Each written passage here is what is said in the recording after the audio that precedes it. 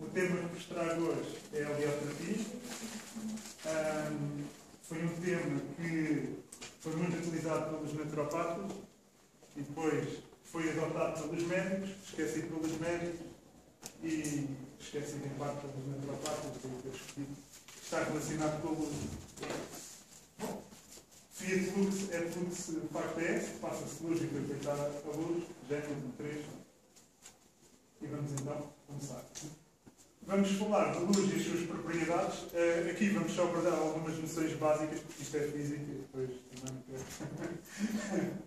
não quero estar a amassá-los. As bases filosóficas da naturopatia, na qual vamos apenas destacar depois o vitalismo, que é o que mais está relacionado com a helioterapia, a helioterapia em si e algumas experiências relacionadas com o tema. Portanto, a água é naturalmente benéfica, o ar ainda mais e a luz supera ambos. Isto foi dito pelo Arnold Wittgenstein, que é um hidroterapeuta esloveno, acho que foi bem, esloveno, que se dedicou depois à helioterapia, já vamos ver mais à frente na história. Portanto, a luz, no fundo, é uma onda eletromagnética constituída por radiações e o conjunto destas constitui o espectro eletromagnético, que é formado, no fundo, pelas radiações visíveis, que é aquilo que vamos abordar, e as invisíveis. As invisíveis temos as ondas rádio, microondas, radiações infravermelhas, ultravioletas, e os raios-x e gama.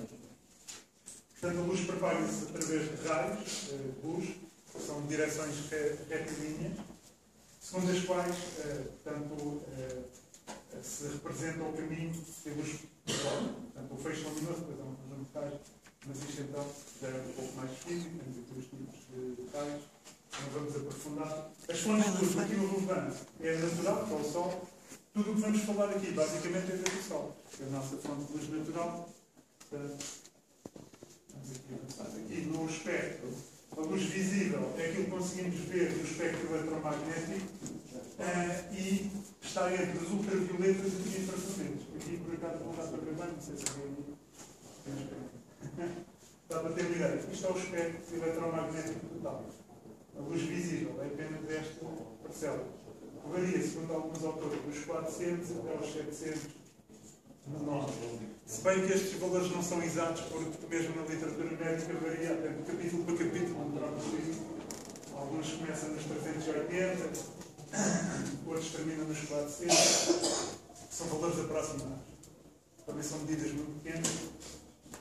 Em algumas propriedades da luz, destacamos a reflexão, vamos falar bastante. A reflexão pode ser difusa, ou seja, quando a superfície é irregular. Ou então regular quando a superfície é lisa, por exemplo, o espelho.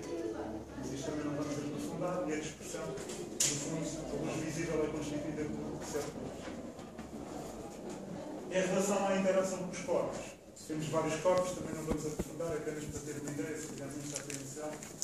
Existem corpos negros que absorvem totalmente a luz, por exemplo, totalmente a luz, os brancos que refletem, os cinzeiros que são assim, ou seja, absorvem e refletem, todos os corpos luminosos que têm a capacidade de produzir energia luminosa.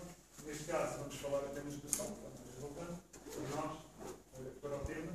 E depois existem corpos transparentes, translúcidos, opacos, sensores, não sabemos do que é que se trata.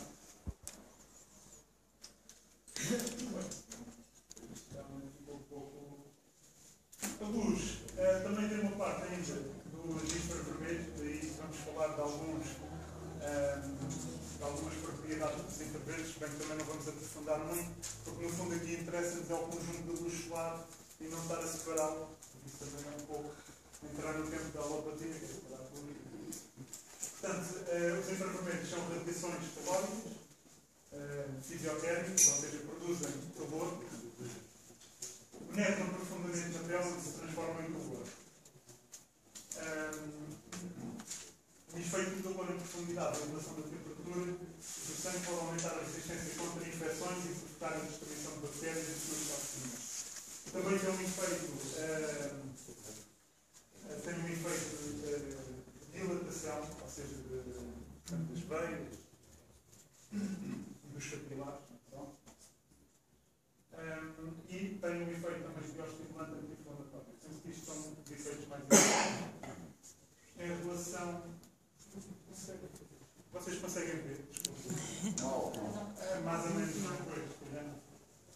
futuro vou escolher as cores.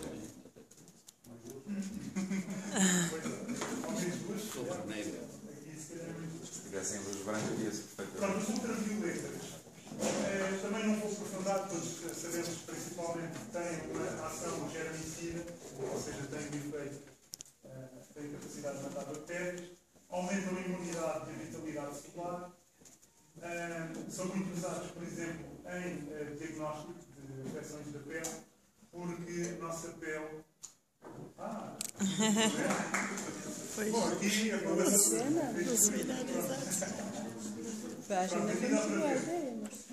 alguns usos, ou seja, os ultravioletas estimulam as glândulas hormonais na criança, o metabolismo geral, as trocas fundamentais e a utilização do oxigênio pelos tecidos e estimulam também as funções orgânicas relacionadas com a hematopoiese, que é a formação de células sintéticas. Estes são os efeitos mais importantes, existem outros, não vale a pena repetir, não já sabem. A formação de vitamina D também são responsáveis. E, portanto, cá está. Por exemplo, em laboratórios é muito utilizado, e salas cirúrgicas, é muito utilizado os UVBs e os UVCs, porque têm exatamente este efeito germicida e são usados para esterilizar, por exemplo, instrumentos médicos e instrumentos de laboratórios, por serem bastante importantes. Aqui vemos a porcentagem de penetração que eles têm na nossa pele. Os UVAs são aqueles que penetram mais profundamente na pele, enquanto os UVBs parcialmente, portanto vão até aqui, basicamente à derme, aqui na hipoderme já não tem porcentagem sequer, e os UVCs praticamente só 5% é que penetram na epiderme, portanto nós quase não temos contacto com eles. Bom, aqui é um resumo, de forma a introduzir depois o tema da helioterapia, dos efeitos que luz, aqui luz de sol, espectro visível, tem sobre o nosso organismo. No fundo tem uma ação sobre a temperatura. Porquê? Porque produz um aumento ligeiro da mesma. Tem um efeito sobre a respiração, ou seja, torna mais pausada e mais profunda. Tem um efeito de pulso e da tensão arterial. Aumenta ligeiramente a pulsação. Este efeito tem pouca duração, mas por vezes, onde já houver, sobe também em alguns casos. Por isso, nos casos de hipertensão, deve sempre acompanhar com alguma atenção o paciente, porque não há medidas certas, a medida é feita por cada um. Depois tem uma ação sobre o sangue. Aqui podemos dizer que aumenta gradualmente o número de eosinófilos e o número de glóbulos vermelhos. Isto é um dos efeitos mais importantes a nível sanguíneo. Também tem um efeito estimulante sobre os órgãos hematopoiéticos. Também diz que a luz tem um efeito hipoglicémico, ou seja, aumenta a tolerância aos glícidos e estabelece um equilíbrio acertado. Tem uma ação sobre a nutrição e o sistema digestivo, nomeadamente na produção da vitamina D, equilibra o metabolismo, estimula a função digestiva, o apetite também, o sol geralmente estimula o apetite, estimula a vitalidade e a assimilação protoplasmática. Portanto, isto são alguns efeitos para ficarmos já com as ideias, depois ainda vamos recordar mais para a frente. Os efeitos sobre o sistema nervoso. É uma ação estimulante seguida de um efeito sedativo, ou seja, estimula e depois dá-nos uma calma, aquele cansaço depois de um dia de praia. Ficamos com sono, apetece-nos dormir. É nesse sentido. Tem um efeito analgésico nas articulações, inflamadas, não só. Melhora algumas neuralgias e provoca a produção de serotonina, que influencia a produção de melatonina. Isto é um tema que vai ser abordado pelo colega Frederico Pinto, em pormenor.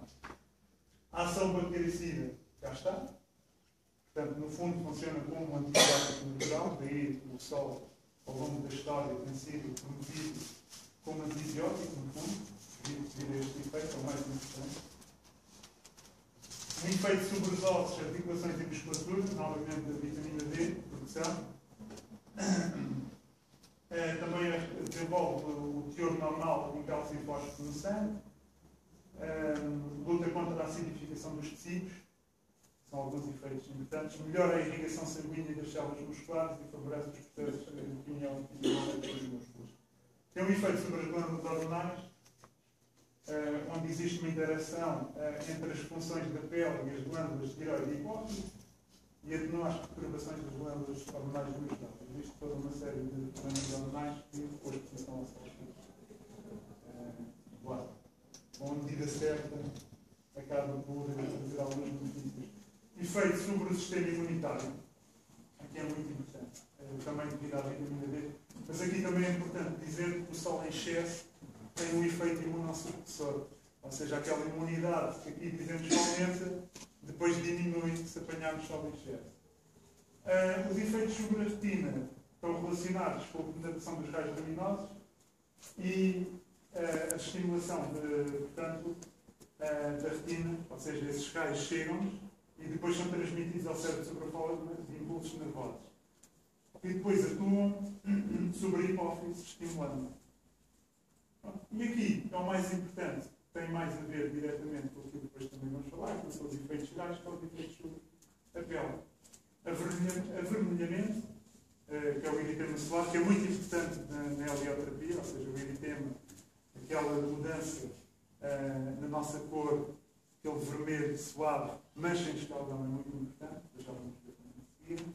Pigmentação, que tem a ver com o bronzeamento. Espessamento da pele, que também tem a ver depois com a proteção e a capacidade de resistência depois aos raios solares, da nossa pele. Formação de vitamina D. Efeito bactericídio, e uma dilatação das vasos sanguíneos, capulares. Aqui podemos ver um espectro visível, por exemplo, a penetração, tanto na atmosfera, estiver diretamente do Sol, os UVCs quase desaparecem na estratosfera, os UVBs atravessam, os UVAs também, passam na biosfera e chegam aqui à epiderme, por exemplo. Os UVAs são aqueles que têm uma capacidade de penetração maior. Isto é a luz visível e isto são os infravermelhos. Os infravermelhos também têm uma capacidade de penetração maior também no nível da Terra. Princípios filosóficos da naturopatia. Bom, são vários. Esta frase é do Dr. Adriano de Oliveira. Eu não vou aprofundá-los no sentido em que muitos já falaram, muitos já sabem. Vou apenas destacar de todos estes princípios, como Joseph Pizzorno, que são os princípios que regem os 7 princípios fundamentais da naturopatia. Vou depois destacar apenas o holismo e o vitalismo, porque nós, mais ou menos, já estamos familiarizados. O holismo, todos sabem, portanto, é ver o indivíduo como um todo, não vou aprofundar. Vem do grego "olus", que significa o todo. Em relação ao vitalismo, vis medicatrix naturae, poder curativo da natureza. Portanto, aqui existe uma ligação entre a baixa vitalidade e a saúde fraca, ou seja, define-se a saúde como boa vitalidade, onde a força vital flui energicamente através do ser. Ou seja, isto é uma força que nós, através da prática clínica, percebemos que existe, está relacionado. Uma pessoa, por exemplo, que tem uma doença, tem pouca vitalidade, mas não está assente em nenhumas crenças. Mas existem várias crenças onde esta força vital se assenta perfeitamente. Mas ela, por si só, tem mais a ver com algo que existe, que dá uma força e que na ausência da mesma desfalece. Portanto, leva a uma desvitalização, uma fraqueza. Portanto, aqui já foi abordado ali pelo Dr. Fonseca, tem a ver com o Eric's Law Cure, do qual destacamos aqui a importância do vitalismo, em que ele diz na crise terapêutica, a cura começa no corpo e vai reexperimentar o estado de doença onde a força vital foi tratada inapropriadamente. Ou seja, existe então, neste processo, os sintomas vão despertar a vitalidade do paciente, originando no sentido interior que ele deve estar a fazer bem. Ou seja, há uma reação desta força vital, é uma das bases dos tratamentos de naturopatia, em exceções de força vital. Vamos entrar aqui na parte melhor, que é a helioterapia, é isto que nos trouxe cá. A helioterapia, portanto, vem do grego Helios, que significa sol,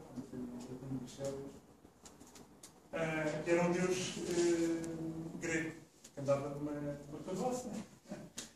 e ele fazia a órbita terrestre. Tinha 4 cavalos, não perguntem o nome dos cavalos, não lembro, mas tinha um nome, e no fundo representa o Sol e o percurso que o Sol faz. A helioterapia também é chamada de banhos de sol, também, é um dos nomes. Fototerapia ou terapia da luz.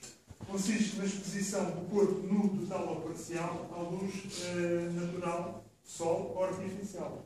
E é UV. Ou então espectros, também há outras fontes de luz que são espectros mais complexos.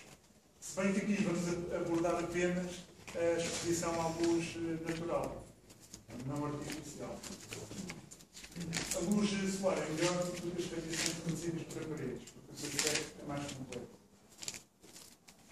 Aqui tenho de dizer, em relação à história, que existem vários autores, existem muitos. Eu tive de fazer um resumo. É impossível falar em 30 minutos de tudo.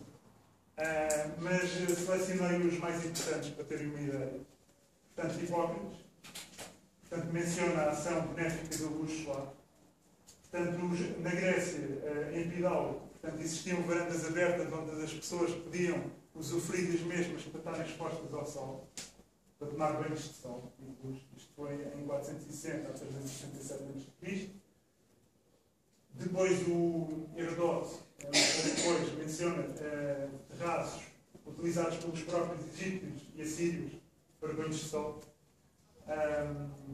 Depois temos o Plínio, que também menciona portanto, os benefícios do sol. Temos o Avicena, no seu cânone de medicina, que é este senhor aqui. Pronto. E na altura não é tão perfeita como as fotografias hoje, não está a perceber. É o Avicena, que afirmou que a exposição aos raios solares e ao ar puro permitia ter uma proteção contra as doenças. Depois já começamos a falar de helioterapia clássica. Com Fábio, em 1747, que utilizou a energia solar para tratar os abscessos crónicos e afecções cutâneas purulentas. Ou seja, ele observou que perante a exposição à luz, aquele tipo de afecções se curava mais depressa. Daí começou a documentar. Depois, posteriormente, temos o Christoph Wilhelm Ufland, que criou o helitermo, ao aquecedor solar, e com ele recomendou banhos de sol. Ou seja, ele tratou, na altura, de muitos poetas, por exemplo, um deles, o Goethe. Portanto, isto é uma das representações da máquina. Depois temos, já entrando na nossa época, um dos nomes importantes, que é o Arnold Ripley, que é este senhor aqui. Ele era um hidroterapeuta que depois, posteriormente, também se dedicou à helioterapia como complemento. Então, ele abriu em 1855, junto ao lago Velix, em Bled, na Eslovénia, o primeiro centro de hidroterapia e helioterapia. Isto é uma das imagens, podemos ver. Depois também menciono Heinrich Lehmann, que foi o primeiro médico que se tornou naturopata. Fundou um sanatório em Dresden, na Alemanha, em 1898, escreveu o livro O Bem Guiado como Meio de Cura e de Fortalecimento. Este trabalho depois acabou por fazer tornar-se conhecido a nível mundial. Portanto, é este senhor aqui. Depois temos Bernard, em 1902, que expôs os raios solares, portanto, expôs aos raios solares feridas, mais uma vez, mal cicatrizadas e focos tuberculosos da pele e dos ossos, com excelentes resultados. Aqui podemos ver uma imagem mais nítida da zona. Bem identificado alguns aqui, já vamos ver algumas imagens antigas. Isto é fascinante. Depois temos, falando da helioterapia, penso que é o mais importante de todos, digo o que disseram, que é o Dr. Rollier, também chamado Dr. Sol. Portanto, fundou em 1913 em Leipzig um sanatório para tratar a tuberculose ganglionar e osteoarticular pela radiação solar. Graças a ele, a helioterapia tornou-se um método clínico de tratamento reconhecido. Este período é muito importante porque antes da Segunda Guerra Mundial, podemos dizer que, por exemplo, eu vou falar de um exemplo, mas existem vários pelo país e pelo mundo, que era, por exemplo, o Hospital do Botão. Nem sempre foi um hospital e tem grandes varandas. Ou seja, onde os pacientes ficavam ali a apanhar sol, a fazer a terapia do sol, também para a tuberculose, usava-se muito na altura. Depois da Segunda Guerra, com a emancipação dos antibióticos, bom, estar ao sol dar trabalho, exceto na praia, prazer, caíram em desuso. Mas as varandas continuam lá, nos hospitais sanitários. Portanto, aqui, vemos aqui a clínica do Dr. Rollier. Aqui vemos um dos livros que ele escreveu. Aqui está o Dr. Rollier com um dos seus pacientes. Isto sim é um hospital. Aqui há alguns pacientes. Agora temos aqui, isto é portanto, o centro do RIC, vimos, provavelmente. Isto é hoje, portanto, os sanatórios estão em ruínas.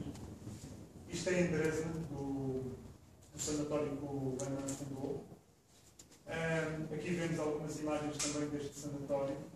Aqui estava-se a organizar, porque ele depois também defendia a hidroterapia, defendia a alimentação vegetariana.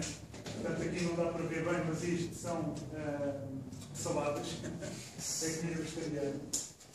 Aqui, não sei exatamente a localização, mas achei interessante, também mostra toda aquela época. Ou seja, as pessoas acordarem-se ao sol. Todas estas imagens têm a ver com o Dr. Rollier. Isto aqui era uma paciente de tuberculose óssea, depois, que é fascinante. Ser paciente num hospital destes traz um certo bem-estar. É gostado. Acordar de manhã, com café, está aqui a enfermeira, ali com os cafezinhos, estar aqui com os senhores, depois não estavam todos juntos. Aqui as crianças. E ainda mais curioso é que aqui vemos neve. As crianças dentro de um clube, aqui também. Aqui temos as crianças a brincar nas montanhas, temos aqui os adolescentes, sol, todos contentes. As crianças a terem aulas, na neve, completamente expostas portanto, aos ultravioletas. Na montanha e com a neve existe uma maior reflexão, logo a exposição é muito melhor. Temos aqui elas a regressarem das aulas. Temos que construir um hospital deles. Pronto, agora, aqui vamos já começar a tentar organizar. Existe muita informação, existem muitos autores. Foi um desafio conseguir organizar isto de uma forma mais ou menos compreensível e tentar que não fosse extenso, mas é impossível, porque, e mesmo assim, em 30 minutos não vou conseguir abordar nem metade de tudo. Fica para uma próxima vez. Porque há muito para falar sobre a helioterapia. Muito mesmo. Os locais ideais, portanto, é campo, beira-mar ou nas montanhas. Estes são os ideais. A exposição máxima consegue-se na montanha com neve ou beira-mar. Porquê? Por causa da reflexão. Ou da areia, ou da água do mar, inclusive, ou então da neve. Existe como é uma cor mais clara, reflete muito mais, dá uma exposição maior. Os locais secundários, se a pessoa não conseguir mesmo, então aí resta uma casa ou um terraço. Se bem que nos dias de hoje, com a condição e todos os problemas respiratórios que surgem, aqui aconselha-se mais estes locais, que são muito preferíveis por causa da qualidade do ar.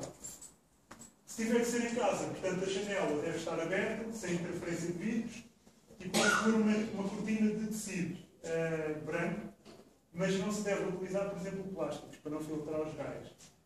Esta cortina de tecido leve, branco, tem apenas a finalidade de evitar que existam mirões. Para estarem à vontade, porque aqui aconselha-se o mínimo de roupa, não é? A ter em conta que, para alcançar o máximo de eficácia, a helioterapia tem de ser aplicada em plena natureza, à beira-mar ou na montanha, onde o ar é mais puro, fresco e seco. Aqui, no contexto de montanha.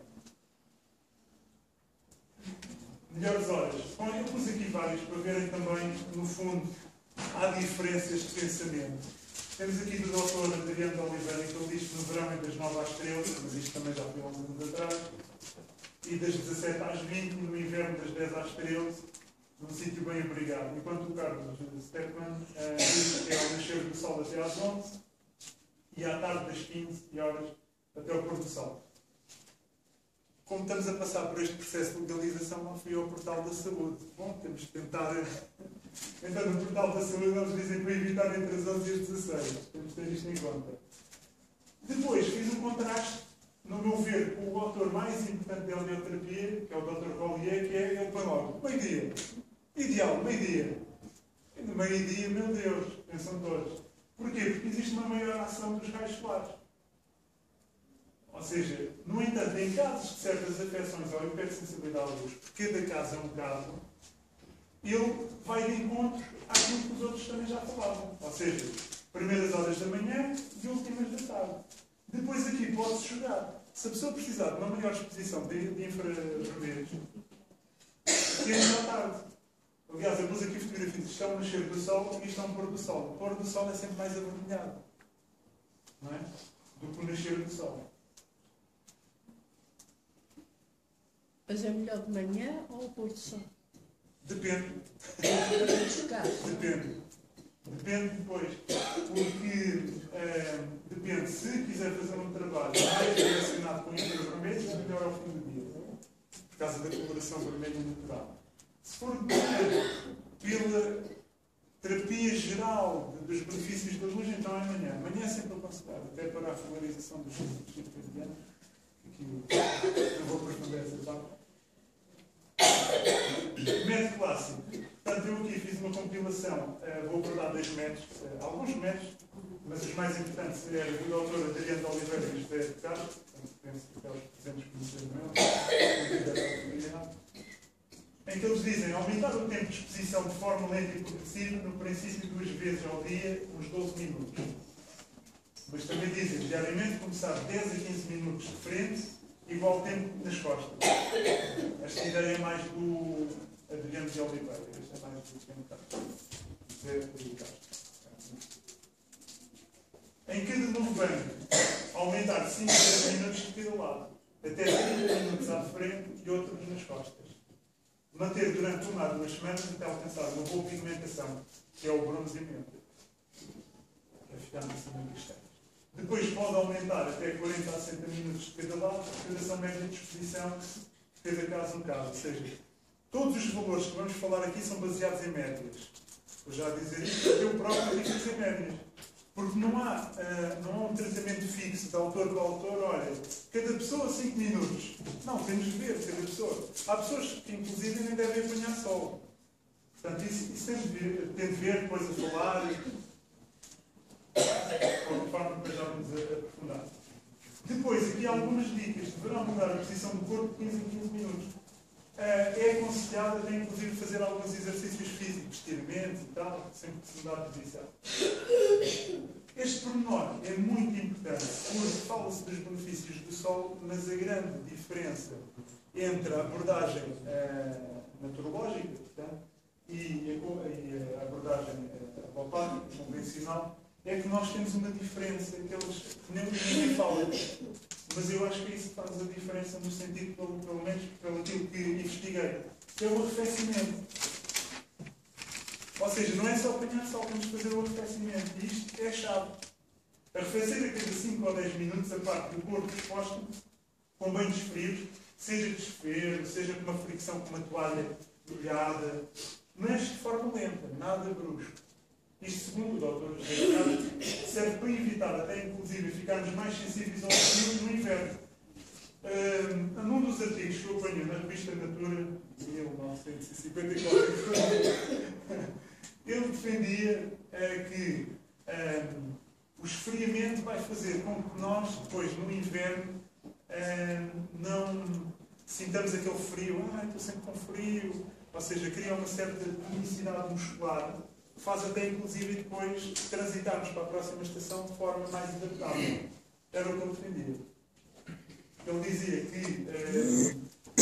evitar o sistema muscular e este refrescamento normaliza a pele e os músculos. As condições atmosféricas podem pedir a realização deste aumento sistemático. Neste caso, começar do princípio. O que é dito aqui é que, por algum motivo, imaginemos que temos 3 dias de chuva. E já estávamos numa exposição, por exemplo, de 40 minutos. Eles aqui dizem, ok, voltamos ao princípio. Vamos começar novamente 10 e 15 minutos. Porque depois também, quando existe a pigmentação, quando existe também o bronzeamento, aliás, depois já vamos ver com o Dr. Valdier, o corpo acaba por não conseguir assimilar tanto. Porque o bronzeamento, esta pigmentação, é uma proteção à radiação solar. Portanto, e por vezes é preciso fazer intervalos de forma a então perder essa capacidade de proteção novamente. Isto principalmente por causa da vitamina D, etc. Pronto. O método do professor Dr. Valier, portanto, ele dizia também, vai de encontro para os outros todos, quer reduzir com precaução e conforme as reações de cada um. No caso de afecções cardíacas, pulmonares e nervosas e renais, praticar depois dos banhos de ar prévios à sombra. Ou seja, ele defende que, em certos tipos de casos, nomeadamente estes, em vez de começar logo ao sol, começar à sombra. Mas se calhar há pessoas que pensam, mas à sombra não tem luz. Pois é, mas temos por reflexão. Daí aqueles conceitos iniciais, também não vou a oportunidade de aprofundar, serem importantes da física da luz. Que é, por reflexão, apanhamos portanto, a radiação solar. O doseamento, a tolerância difere segundo a coloração da pele, ou seja, as pessoas mais escuras têm uma tolerância maior do que as pessoas mais claras, os caucasianos, nós somos muito frágeis ao sol. Não é assim? E então as radiações devem percorrer lentamente todo o corpo, começar pelos pés, ou seja, ele defende que deve haver uma adaptação até no próprio corpo, começar por partes, até expor por completo. Aqui já falo de outro tipo de tempo. Por isso é muito importante depois começarem a ver o que é importante para cada pessoa. Às vezes, em termos de helioterapia, pode nem ser prático para vocês na vossa vida profissional estarem a esquematizar. Epa, agora o senhor vai apanhar 5 minutos, não sei o quê. Podem, por exemplo, fazer coisas simples e indiretas. Organizar caminhadas no campo. Nos primeiros 10 minutos, por exemplo, ninguém usa protetor solar. Ao fim de 10 minutos, protegem-se. Pronto, e desta forma também ajudar as pessoas, mas isso depois tem a ver com a abordagem de cada um. Mas há formas indiretas de trazer alguns benefícios. Se calhar não são tão grandes como se fizéssemos uma terapia exaustiva, apropriada e especializada, mas vão ajudar certamente. No doseamento, a tolerância, portanto, difere de cada um, como dissemos, começar progressivamente dos pés com intervalos de 10 minutos, e depois ir estendendo gradualmente, portanto, o corpo, aumentando 5 minutos. Ao fim de 3 semanas, ele fala de uma duração máxima de 2 horas. 2 horas. Tendo em conta que ele, inclusive, já era defensor de meio-dia, agora imaginem. No inverno, até pode duplicar a exposição. Quando o banho de sol for complexo, aqui, de todos os autores, até do Valier, isto é um pormenor importante, que é a cabeça deve estar sempre protegida. E a região cardíaca, mas isto já difere de autor para autor.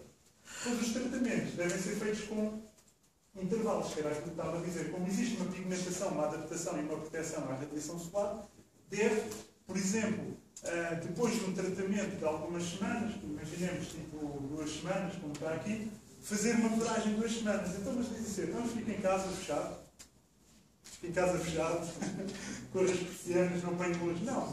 Vamos continuar a ter um contacto com a luz, mas indireto, através da sombra.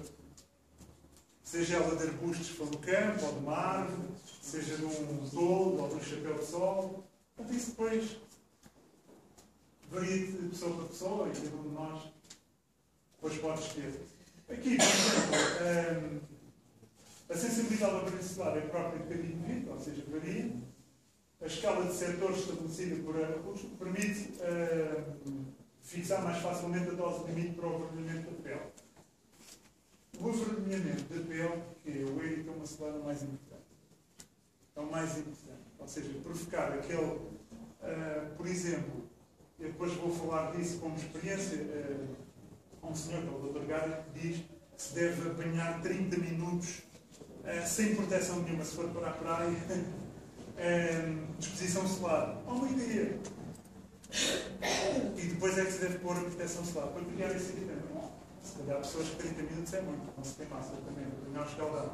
Mas se calhar, se a pessoa puder fazer, por exemplo, 5 minutos num dia, está lá, sem proteção, depois põe a proteção, obviamente, então tem que vir embora. E depois, no dia a seguir, 10 minutos, também pode ir fazendo de uma forma gradual, para depois também não ter os efeitos indesejados secundários que vamos falar a seguir. Portanto, aqui eles dizem que lá está, adaptar todos estes temas à pessoa, por exemplo, reduzir a dose em 70%, ou seja, uma pessoa com uma exposição de 6 minutos começava por 4, se fosse mais sensível, depois ir aumentando meio minuto ao dia, por exemplo, para obter então uma pigmentação lenta da pele. Já está. Porque a pigmentação leva ao espessamento. O espessamento leva-nos a uma proteção natural. E quando queremos fazer, não a parte do bronzeamento estético, mas a terapia, precisamos então de jogar com isso. Depois, a cuidar do momento, estamos ali tipo 2 horas ao sol e toda mesmo isto já não melhora nada. Mas, por exemplo, depois, aqui como exemplos também vamos ver tratamentos. No caso da tesouraria, parte-se da dose limite e aumenta 6 minutos, ou seja, aumenta-se muito mais. Depois, patologia para patologia, vai-se adaptando. Uma das técnicas conhecidas é suar ao sol.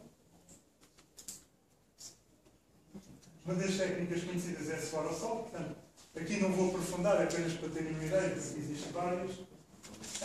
O método de Lillenbase, que é olhar para o sol com as pálpebras fechadas, para estimular depois os centros nervosos. Portanto, aqui é uma forma de vermos bastante safe zone, no horizonte, ao pôr e ao nascer do sol.